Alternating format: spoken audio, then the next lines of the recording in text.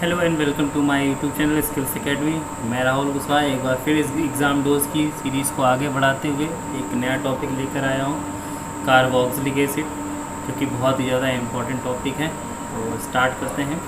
Carboxylic acid जो हमारा होता है उसका फंक्शनल ग्रुप क्या होता है, COOH होता है। यहाँ पर दो ग्रुप प्रेजेंट होते हैं, that is carbonyl group and hydroxyl group, और इसी को कंबाइन करके हम लोग क्या बोलते हैं, कार्बोक्सिलिक एसिड इसको कहा जाता है। इसके क्लासिफिकेशन की तरफ चलते हैं तो देखते हैं कि monohydric carboxylic acid, second one is di carboxylic acid and third one is tri carboxylic acid. Mono carboxylic acid are those carboxylic acid which contain only one acid group. Di carboxylic acid name से ही आपको समझ में आ रहा है कि जिसमें दो कार्बोक्सिलिक एसिड ग्रुप अटैच्ड होंगे, और ट्राई कार्बोक्सिलिक एसिड में तीन। नीचे एग्जांपल्स कुछ मैंने इंपॉर्टेंट एग्जांपल्स दे रखे हैं, जैसे फॉर्मिक एसिड और एसिटिक एसिड, ये मोनो कार्बोक्सिलिक एसिड के हैं। डाई कार्बोक्सिलिक एसिड का ऑक्जेलिक एसिड, और भी बहुत होते हैं, हम लोग आगे डिस्कस करेंगे। और थर्ड है हमारा ट्राई कार्बोक्सिलिक एसिड, जिसमें सिट्रिक एसिड आता है। जैसे फॉर्मिक एसिड जो है वो कहाँ, रेडांट में पाया जाता है सोर्स जो है, और एसिटिक एसिड का सोर्स क्या है, vinegar. Oxalic acid mostly tomato में पाया जाता है, और सिट्रिक एसिड मतलब मोस्टली सिट्रस फ्रूट्स में हमारे ट्राई कार्बोक्सिलिक एसिड पाया जाता है। आगे देखते हैं हमारे पास भी क्या है, डाई कार्बोक्सिलिक एसिड। तो आप देख सकते हैं यहाँ पर कि मेन क्या है, डाई कार्बोक्सिलिक एसिड को याद रख पाना बहुत ही ज़्यादा मुश्किल होता है। अगर आप डाई कार्बोक्सिलिक एसिड को याद नहीं रख पाएंगे तो इसके थ्रू जितने भी क्वेश्चंस आएंगे आप उसको सॉल्व नहीं कर सकते हैं। तो इसको याद करने के लिए एक ट्रिक है, आप सिंबल्स याद रखिए। जैसे ये देखिए, आप सिंबल्स हैं ओम सगा। ओम सगा एक सेंटेंस टाइप का है, एक वर्ड टाइप का है, आप ऐसे याद रखें ओम सगा। और यहाँ देखिए मैंने लिख रखा है नेम, और उसके बगल में नंबर ऑफ CH2 ग्रुप, और यहाँ पर लिख रखा है स्ट्रक्चर। तो पहला देखिए ऑक्सीजन, यहाँ O लिखा हुआ है, O मीन्स ऑक्सीजन, तो O stands for oxalic acid. और O किसकी तरह होता है, जीरो की तरह। तो आप इतना याद रखो कि ऑक्जेलिक एसिड में नंबर ऑफ CH2 कितने होते हैं, 0। एक भी हमारे पास CH2 नहीं होगा, तो मीन क्या है, डाई कार्बोक्सिलिक एसिड पढ़ रहे हैं, एक भी CH2 ग्रुप नहीं है, इसीलिए दोनों कार्बोक्सिलिक एसिड ग्रुप को आपस में अटैच कर दिया, तो बन गया ऑक्जेलिक एसिड। नेक्स्ट हमारे पास आप देख सकते हैं यहाँ पर M है, M stands for malonic acid. Malonic acid में 0 के बाद कितना आएगा, 1, यानी 1 CH2 ग्रुप है, तो एक CH2 ग्रुप है, उससे दो कार्बोक्सिलिक एसिड को हम लोगों ने अटैच कर दिया। दो कार्बोक्सिलिक एसिड ग्रुप लगाने हैं, तो जितने नंबर ऑफ CH2 आपके होंगे उतने ही एंड पर, आपको हमेशा एंड पर कार्बोक्सिलिक एसिड लगाना है। S stand for succinic acid. Succinic acid में आप देख सकते हैं नंबर ऑफ CH2 कितने होंगे, 2, तो सबसे पहले हम लोगों ने 2 CH2 लिख दिए। देन एंड पॉइंट पर क्या लगाना है, एसिड, तो कितने एसिड ग्रुप लगेंगे, 2, तो this one is succinic acid. G stand for glutaric acid. Number of CH2 units 3, तो नंबर ऑफ CH2 यूनिट्स आप देख सकते हैं 3 CH2 यूनिट्स हैं आपके पास में, 3 CH2 यूनिट्स हैं, और यहाँ पर एसिड ग्रुप 2 लगा दिए। इसी तरीके से एडिपिक एसिड होता है। एडिपिक एसिड में नंबर ऑफ CH2 कितने होंगे, 4, तो आप देख सकते हैं 4 CH2 यूनिट्स लगी हुई हैं, देन आपके पास एसिड। तो आप ओम सगा याद रखो, और ओम सगा से आपको याद रहेगा कि जिससे O का मतलब क्या है, 0 की तरह होता है। तो पहला वाला जो आपका एसिड होता है उसका स्ट्रक्चर हम लोग बनाते हैं, तो उसमें एक भी CH2 नहीं होता है। O के बाद M, यानी 0 के बाद 1, एक CH2 ग्रुप, इस तरीके से देख सकते हैं। और देखिए यहाँ पर इनको एक तरीके से और भी क्लासीफाई किया गया है कि आप नंबरिंग अगर करें तो ये आपका फर्स्ट नंबर हुआ, ये सेकंड, तो इसको क्या बोलेंगे, 1,2 डाई कार्बोक्सिलिक एसिड। यहाँ नंबरिंग करते हैं तो 1, ये हो गया सेकंड कार्बन, ये 3, तो आप इसको कहेंगे 1,3 die carboxylic acid. Carboxylic acid को देखते हैं, यहाँ से आप नंबरिंग करना स्टार्ट करें, 1, ये हो गया आपका 2, ये 3 और ये 4, तो इसको कहेंगे 1,4 डाई कार्बोक्सिलिक एसिड। इसी तरीके से यहाँ 1, 2, 3, 4 और ये 5, तो ये हुआ हमारा 1,5 die carboxylic acid. Adipic acid की बात करेंगे तो 1, 2, 3, 4, 5 और ये 6, तो एडिपिक एसिड हमारा 1,5 डाई कार्बोक्सिलिक एसिड होगा। तो इस तरीके से आई होप आप लोग इसको लर्न कर लेंगे। एक दो बार ओम सगा आप अपने मन में रटिएगा, नंबर ऑफ CH2 यूनिट याद रखिएगा, आप स्ट्रक्चर ऑटोमेटिक बना देंगे अपने आप। कुछ अदर डाई कार्बोक्सिलिक एसिड है जिनके स्ट्रक्चर पूछे जा सकते हैं आपसे एग्ज़ाम में, जैसे मैलिक एसिड और फ्यूमेरिक एसिड। तो मैलेइक एसिड और फ्यूमेरिक एसिड, पहली चीज़ आपको याद रखना है कि ये दोनों एक दूसरे के क्या होते हैं, ज्योमेट्रिकल आइसोमर हैं। ये दोनों एक दूसरे के क्या हैं, ज्योमेट्रिकल आइसोमर। और स्ट्रॉन्ग कौन सा होता है, स्ट्रॉन्ग हमारा मैलेइक एसिड जो होता है वो more stronger than fumaric acid. क्यों, क्योंकि यहाँ पर इन दोनों के बीच में क्या बन जाता है, इंटरमॉलिक्यूलर हाइड्रोजन बॉन्डिंग।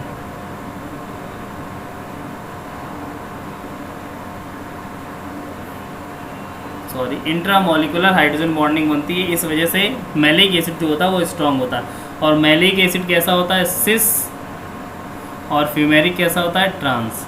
ये नेक्स्ट देखिए हमारे पास में malic acid. Malic acid actually कोई अलग से नहीं आया है। हमारे पास सक्सीनिक एसिड जो होता था वहाँ हम लोगों ने एक OH ग्रुप लगा दिया, तो हमारे पास ये क्या बना, मोनोहाइड्रोक्सी सक्सीनिक एसिड। मोनोहाइड्रोक्सी सक्सीनिक एसिड को ही हम लोगों ने नाम दे दिया गया क्या, मैलिक एसिड। इसी तरीके से अगर आप यहाँ पर भी ये नीचे वाले कार्बन पे भी अगर आप एक OH लगा दें तो कितने OH हो जाएंगे आपके पास, 2 OH।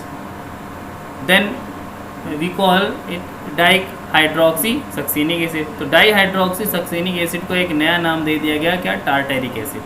तो ये हमारे पास टार्टेरिक एसिड है। इसी तरीके से ये हमारे पास टोटल जो स्ट्रक्चरल जितने होते हैं, या ये कहें कि कार्बोक्सिलिक एसिड की जो फैमिली होती है उसके बारे में डिस्कस कर लिया हम लोगों ने। अब हम लोग पहले मोनोकार्बोक्सिलिक एसिड पढ़ेंगे, देन डाई, देन ट्राई।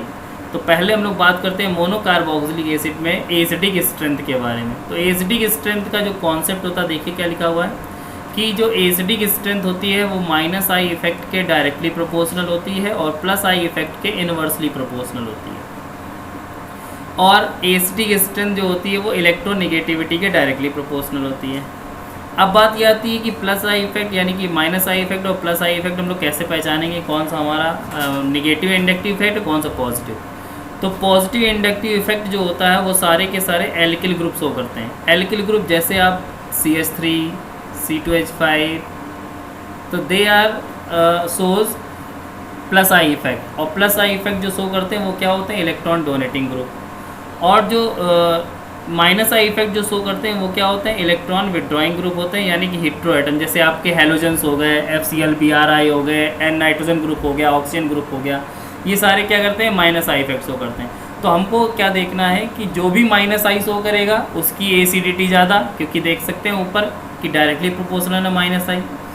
और अगर +I आएगा तो एसिडिटी क्या हो जाएगी, कम हो जाएगी। तो एग्जाम्पल नंबर फर्स्ट देखिए, इस वाले फॉर्मूले में एक CH3 अटैच्ड है, यानी कि यहाँ पर एक +I होगा। इस वाले फॉर्मूले में 2 CH3 अटैच्ड है तो 2 +I होंगे। और लास्ट वाले में 3 CH3 अटैच्ड है, इसका मतलब 3 +I होंगे। तो जिसमें जितना ज़्यादा +I उसकी एसिडिटी उतनी ही कम, इन्वर्सली रिलेशन है। तो आप देख सकते हैं कि सबसे कम कौन सा होगा, ये लास्ट वाला होगा क्योंकि इसमें 3 CH3 लगे थे। इससे ज़्यादा होगा 2 CH3 वाले का, उससे ज़्यादा होगा 1 CH3 वाले का, और सबसे ज़्यादा क्या होगा, फॉर्मिक एसिड का। तो आप ये ऑर्डर हमेशा याद रखिए क्योंकि क्वेश्चन इससे आ सकते हैं। फॉर्मिक एसिड का ज़्यादा होता है एसिडिक स्ट्रेंथ किससे, आपके एसिटिक एसिड से, या और भी आगे जो भी आएंगे। नेक्स्ट एग्जाम्पल देख सकते हैं, यहाँ पर क्लोरीन लगा हुआ है, और क्लोरीन हमारा क्या होता है, हेटेरो एटम, जो इलेक्ट्रॉन विड्रॉ करते हैं अपनी तरफ खींचते हैं। और हेटेरो एटम क्या शो करते हैं, -I। हेटेरो एटम क्या शो करते हैं, -I। आप देख सकते हैं ऊपर कॉन्सेप्ट में क्या लिखा था कि -I इफेक्ट के डायरेक्टली प्रोपोर्शनल होती है एसिडिक स्ट्रेंथ। इट मीन जितना ज़्यादा -I होगा एसिडिटी उतनी ही ज़्यादा होगी। तो -I कौन सा होगा, क्लोरीन। तो जिसमें जितने ज़्यादा क्लोरीन लगे होंगे वो उतना ही ज़्यादा क्या होगा, एसिडिक होगा। तो according to concept, trichloroacetic acid is a more acidic than dichloroacetic acid, then monochloroacetic acid, then formic acid. तो सबसे ज़्यादा हमारा कौन सा होगा, ट्राइक्लोरो कार्बोक्सिलिक एसिड जो होता है वो ज़्यादा एसिडिक होता है due to -I effect. Next हम लोग बात कर देते हैं कि थर्ड कॉन्सेप्ट हमारा क्या था, इलेक्ट्रोनेगेटिविटी का। अब देखिए यहाँ पर फ्लोरीन भी है, -I शो करेगा, क्लोरीन है ये भी माइनस आई शो करेगा, ब्रोमीन है ये भी माइनस आई शो करेगा, आयोडीन है ये भी माइनस आई शो करेगा, सारे के सारे माइनस आई इफेक्ट शो कर रहे हैं। इसका मतलब इसका जो सोल्यूशन है वो इंडक्टिव इफेक्ट से हम लोग नहीं कैलकुलेट कर सकते। तो यहाँ पर कौन सा फैक्टर लगेगा, इलेक्ट्रोनिगेटिविटी का फैक्टर लगेगा। तो those atom which are more electronegative are more acidic. तो यहाँ पर क्या होगा, फ्लोरीन जो होगा वो मोर एसिडिक होगा than chlorine, chlorine more acidic होगा देन ब्रोमीन, और सबसे लीस्ट एसिडिक जो होगा वो आयोडो एसिटिक एसिड होगा। ये इतना था एसिडिक स्ट्रेंथ। अब बात करते हैं इसकी प्रिपरेशन की। बहुत इजी है प्रिपरेशन में। आप देख सकते हैं कि ये हमारे पास में क्लोरोफॉर्म है, क्लोरोफॉर्म की रिएक्शन NaOH के साथ रिएक्शन करा दी। एक्वस NaOH का काम होता है Cl को रिप्लेस करके OH को अटैच करना। तो जितने Cl थे सारे के सारे Cl रिप्लेस हो गए और वहाँ OH आ गया। एक कार्बन पे 2 हाइड्रोक्सी ग्रुप अगर अटैच्ड होते हैं तो वो अनस्टेबल होता है। यहाँ तो आपके 3 हाइड्रोक्सी ग्रुप अटैच्ड है, ये तो मोर अनस्टेबल होगा। देन यहाँ से क्या होगा, वाटर मॉलिक्यूल एक रिमूव हो जाएगा। तो जैसे ही वाटर मॉलिक्यूल रिमूव हुआ तो यहाँ पर क्या बन गया, HCOOH यानी कि फॉर्मिक एसिड फॉर्म हो गया। तो क्लोरोफॉर्म से केवल और केवल फॉर्मिक एसिड बनता है। इस चीज़ को याद रखिएगा कि only formic acid form by chloroform. और एक चीज़ आप और याद रखिएगा कि ये इकलौता ऐसा एसिड होता है जो आयोडोफॉर्म टेस्ट भी देता है। तो ये भी आप याद रखिएगा कि कौन सा एसिड आयोडोफॉर्म टेस्ट देता है। तो वो कौन सा एसिड हमारा, फॉर्मिक एसिड जो होता है वो आयोडोफॉर्म टेस्ट भी देता है। नेक्स्ट बात करते हैं ग्रिग्नार्ड एजेंट की। तो ग्रिग्नार्ड एजेंट की रिएक्शन जब हम लोग कार्बन डाइऑक्साइड के साथ कराते हैं देन हमारे पास क्या होता है, आप इस तरीके से बॉन्ड ब्रेक करेंगे तो ये हमारा नेगेटिवली चार्ज होगा, ये पॉजिटिवली चार्ज होगा।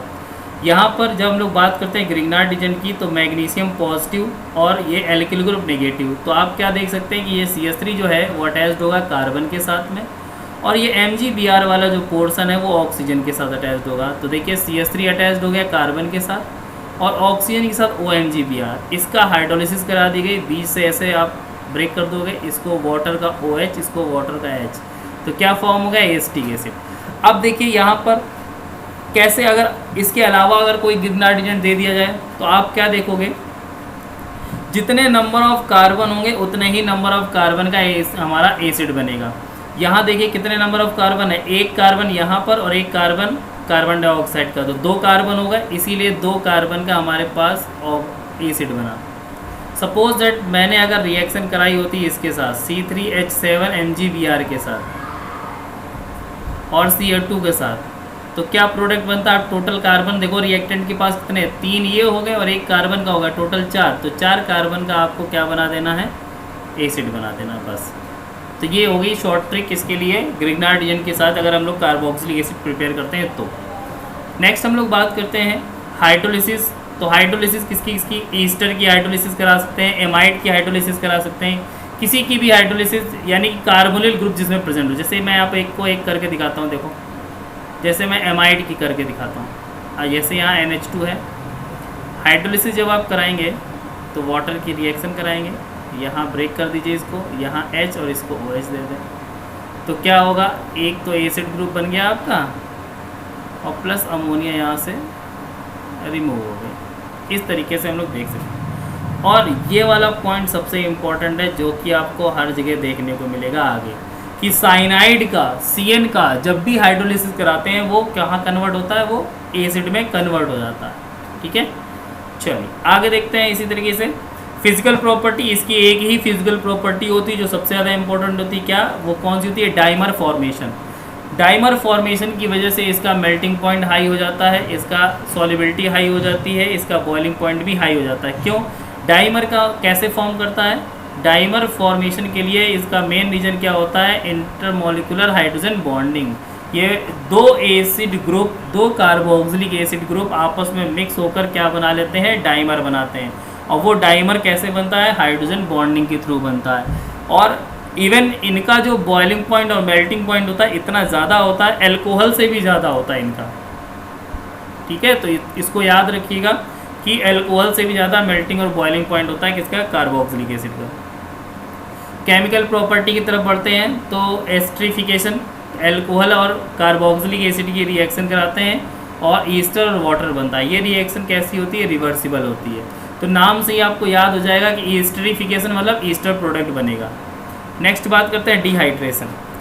कभी भी किसी भी एसिड का आप डिहाइड्रेशन कराओगे तो एनहाइड्राइड बनता है। तो ऑलवेज याद रखो कि हमेशा क्या बनाते हैं, डिहाइड्रेशन।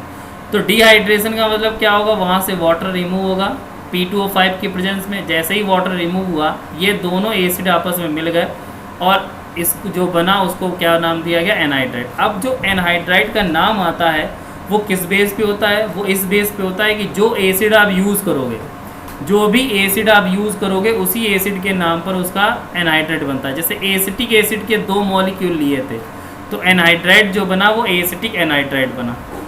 एक लौता ऐसा एसिड होता है यानी कि फॉर्मिक एसिड। फॉर्मिक एसिड जो है वो एनहाइड्राइड नहीं बनाता है।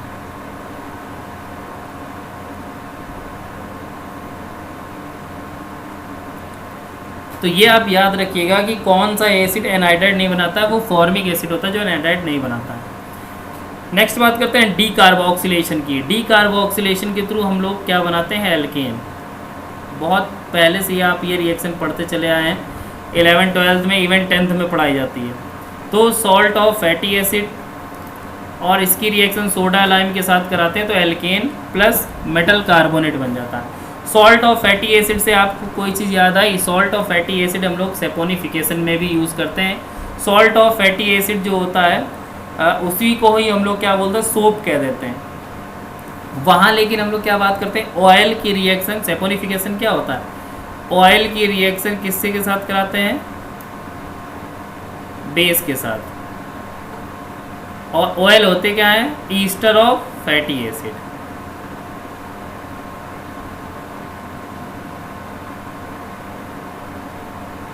ईस्टर ऑफ फैटी एसिड होते हैं, इनकी रिएक्शन बेस के साथ कराते हैं, तब क्या बनता है, सोप बनता है, जो कि सॉल्ट ही होते हैं हमारे, प्लस ग्लिसरॉल। ये तो इस तरीके से। अब देखिए यहाँ पर ये जो रिएक्शन होती है डी कार्बोक्सिलेशन, इसमें क्या, सोडा और लाइम, सोडा मतलब NaOH, लाइम मतलब CaO, ठीक।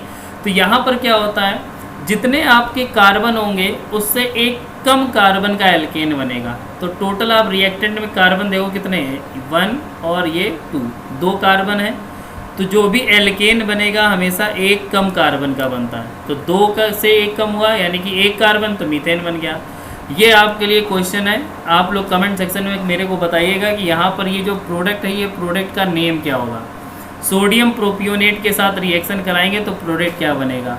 फिर से मैं आपको बता देता हूँ, डी कार्बोक्सिलेशन में क्या होता है कि जितने नंबर का आपका सॉल्ट होगा कार्बन, उससे एक कम कार्बन का एल्केन बनता है। तो अगर सॉल्ट के पास 3 कार्बन है तो 2 कार्बन का एल्केन बनेगा, 3 कार्बन है तो 2 का, 4 कार्बन है तो 3 का, 1 हमेशा कम करना है एल्केन बनाने में, ठीक है। चलिए आगे देखते हैं। सिमेट्री रिएक्शन इंपॉर्टेंट है।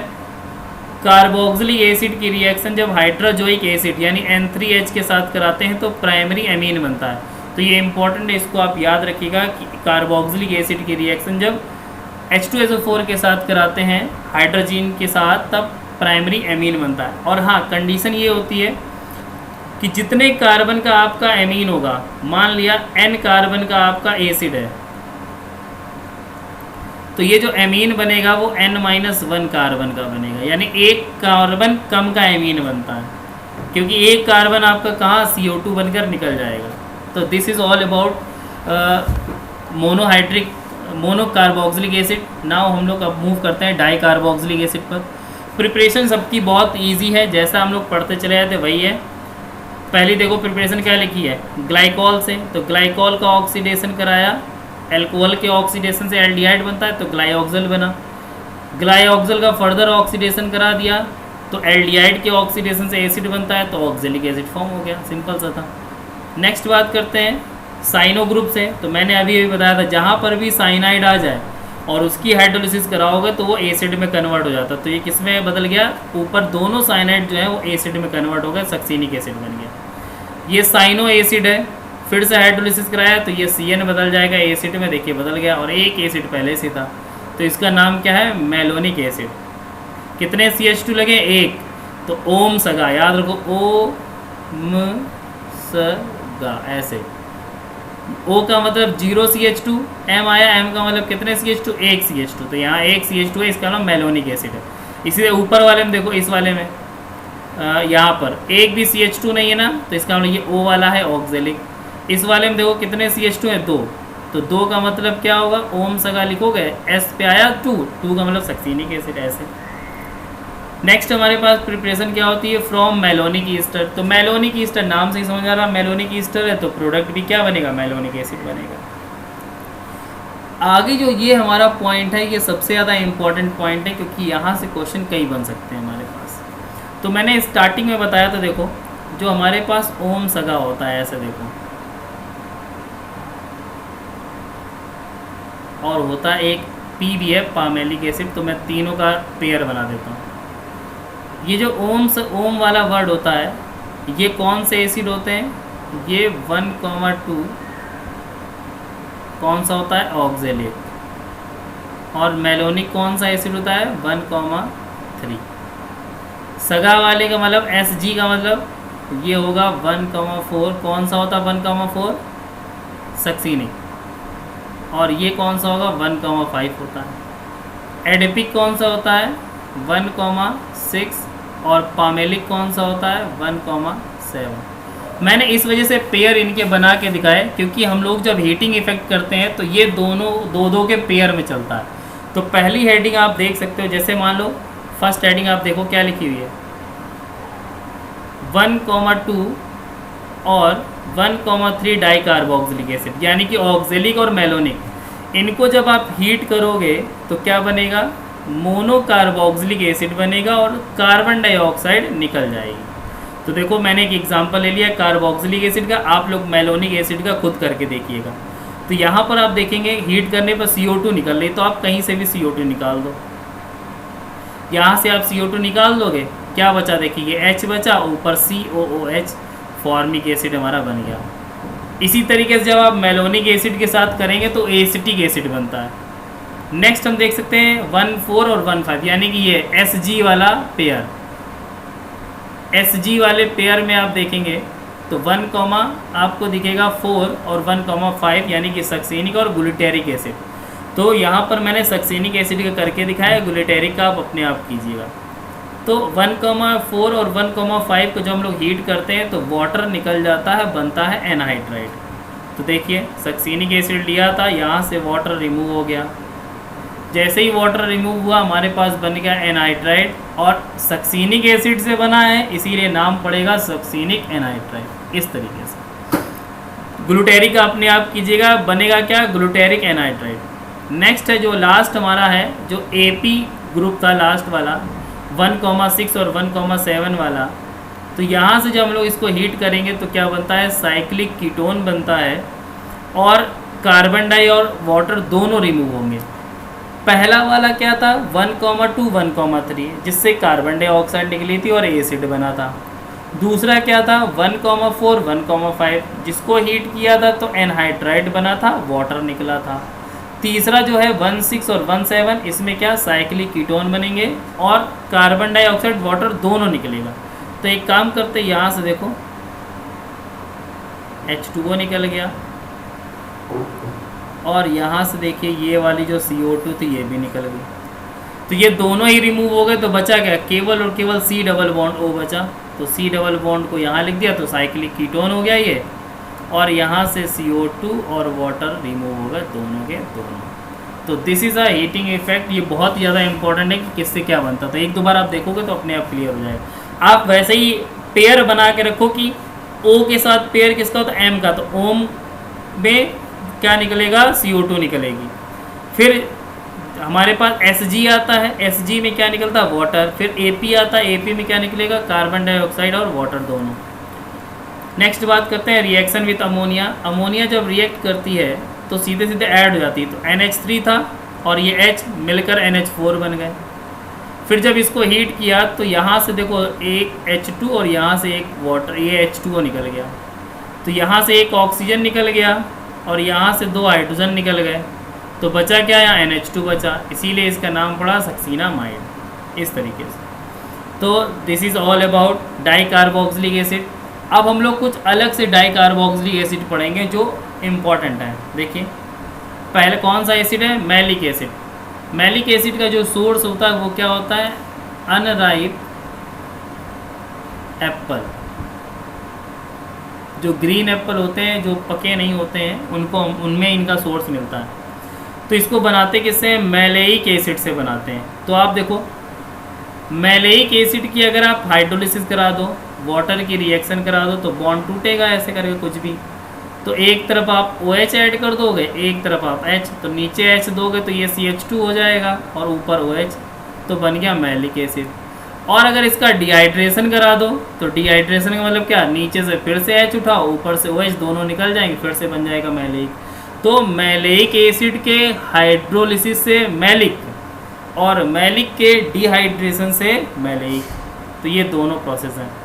ब्रोमोसक्सिनिक एसिड से कैसे बना सकते हैं, एक्वस NaOH ले लिया, एक्वस कहीं पर भी ऐड होता है तो वो क्या करता है, हैलोजन को ब्रेक कर देता है। तो यहाँ से Br रिमूव होगा और यहाँ पर OH आ जाएगा, तो ये हमारे पास बन गया मैलिक एसिड। मैलिक एसिड का एक नाम और मैंने बताया था ना, क्या, मोनोहाइड्रोक्सी सक्सिनिक एसिड। तो दिस इज मोनोहाइड्रोक्सी सक्सिनिक एसिड। इसका अगर रिडक्शन करा दें, अगर सपोज दैट ये जो आपका बना हुआ है इसका अगर रिडक्शन करा दें Zn और H2 के साथ, तो यहाँ से ये ब्रेक होगा, इसको एक H, इसको एक H, तो वाटर फिर निकल जाएगा और देन ये हमारे पास क्या बन जाएगा, सक्सिनिक एसिड। तो ये भी आप याद रखिएगा कि अगर हम लोग मैलिक एसिड का रिडक्शन कराते हैं तो फिर से फर्दर सक्सिनिक एसिड बन जाता है। नेक्स्ट बात करते हैं टार्टेरिक एसिड की। तो टार्टेरिक एसिड क्या होता है हमारा, अगर मैं बात करूं तो डाई हाइड्रोक्सी सक्सिनिक एसिड।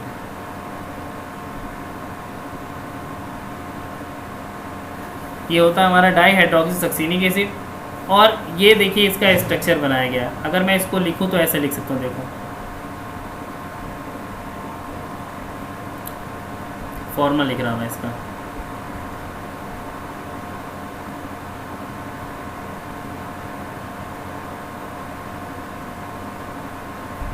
ये देखिए ये इसका फॉर्मूला हो गया। अब लेकिन यहाँ पर देख सकते हैं कि कितने कायरल कार्बन है,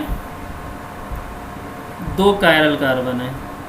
और जितने कायरल कार्बन होते हैं उसी के थ्रू हम लोग क्या निकालते हैं, इसके आइसोमर। तो फॉर्मूला होता है 2 की पावर n। तो कायरल कार्बन 2, तो आप 2 की पावर 2 करेंगे, n यहाँ पर नंबर ऑफ कायरल कार्बन है, तो 2 की पावर 2 करेंगे, कितना आएगा 4। कितने आइसोमर आएंगे 4। तो देखो कितने आइसोमर हैं, 1 2 3 एंड 4। तो टोटल आइसोमर कितने होते हैं, 4। ये इसके आइसोमर है, ठीक है।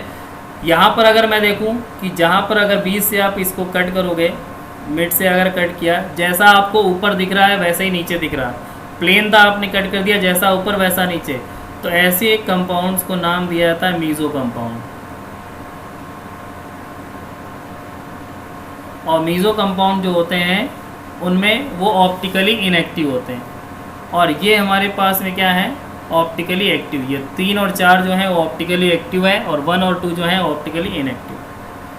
प्रिपरेशन कहाँ करते हैं, फ्रॉम पोटेशियम टार्ट्रेट के साथ इसकी प्रिपरेशन की जाती है। पोटेशियम टार्ट्रेट एक्चुअली कोई फॉर्मूला उसका बहुत इजी होता है, इस तरीके से देखो, यहाँ के लगा दो, बाकी सेम।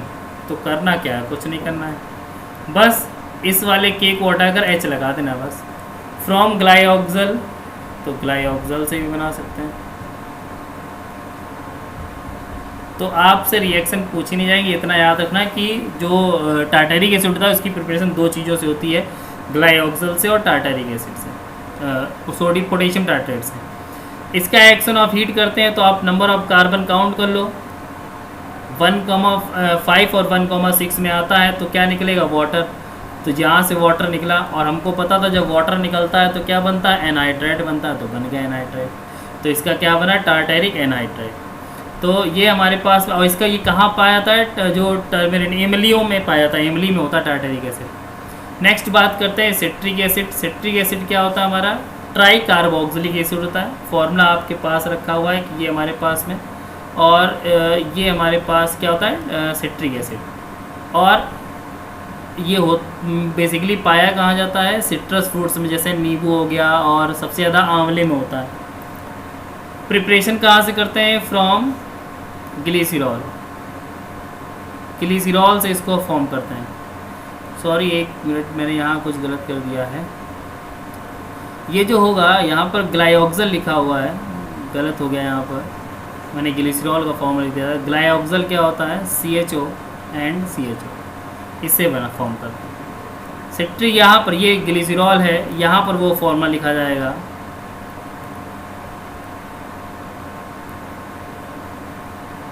तो इसी के थ्रू इसको बनाया जाता है। और इसका जब एक्शन ऑफ हीट करते हैं तो यहाँ से भी क्या वाटर निकलेगा, तो यहाँ से ये और यहाँ से ये एक H निकल जाएगा, डबल बॉन्ड आ जाएगा। नाम इसका पड़ता है एकोनेटिक एसिड कहते हैं इसको हम लोग क्या बोलते हैं, एकोनेटिक एसिड कहते हैं। आगे कुछ टॉपिक्स हैं, जैसे अल्फा क्लोरोब्यूटारिक एसिड। तो सबसे पहले ब्यूटारिक एसिड का नाम दे लेते हैं, CH3 CH2 CH2 COOH, ये हमारे पास ब्यूटारिक एसिड होता है। अब कह रहा है अल्फा क्लोरोब्यूटारिक एसिड, तो यहाँ से एक कार्बन को हटाएंगे और Cl लगा देंगे, और इसकी रिएक्शन जब NaOH के साथ कराएगी तो क्या बना, अल्फा हाइड्रोक्सी ब्यूटारिक एसिड। इसी तरीके से नीचे क्या है, बीटा क्लोरोब्यूटारिक एसिड। अगर हम लोग यहाँ पर बीटा पोजीशन पर Cl लगा दें, फिर NaOH की रिएक्शन कराएं तो क्या बनता है, alpha beta unsaturated carboxylic acid. और अगर हम लोग गामा पोजीशन पर लगाएं तो क्या बनता है, गामा लैक्टोन। साइक्लिक कीटोन को नाम दिया जाता है लैक्टोन। ये साइक्लिक ईस्टर को कहा जाता है लैक्टोन। और हाँ, एक चीज़ यहाँ पर रह गई कि एक होती है हमारी HVZ रिएक्शन, इसको हम लोग हेल्महोल्ट्ज़ जेलेंस्की रिएक्शन कहते हैं। और इसको होता कुछ नहीं है, ये होती है हमारे पास में हेलोजिनेशन रिएक्शन, यानी कि Cl Br और I का जुड़ना हेलोजिनेशन कहलाता है। और ये प्रिफरेबल कहाँ होती है, अल्फा पोजीशन पर, केवल और केवल कहाँ होती है, अल्फा पोजीशन पर होती है। और वहीं से ही इसको हम लोग कैलकुलेट, जैसे अगर मैं बात करूँ इस तरीके से कि CH3 लिखा है, CH2 और एसिड ग्रुप, और इसकी रिएक्शन अगर मैं क्लोरीन के साथ कराऊँ तो रिएक्शन क्लोरीन कहाँ ऐड होगा, इस अल्फा पोजीशन पे, तो क्लोरोब्यूटारिक एसिड बन जाएगा। ठीक है। और जो मैंने आपसे अभी क्वेश्चन पूछा आप उसका आंसर दीजिएगा। तो ये था आपका पूरा कार्बोक्सिलिक एसिड, इसको आप सॉल्व करिएगा। कोई भी अगर आपको प्रॉब्लम हो तो आप मेरे को व्हाट्सअप भी कर सकते हैं, ये मेरा व्हाट्सअप नंबर है क्वेश्चन से रिलेटेड। और जो भी मैंने आपसे क्वेश्चन पूछा आप कमेंट सेक्शन में लिख कर बताइएगा। तो आज के लिए बस इतना ही। Thank you for watching.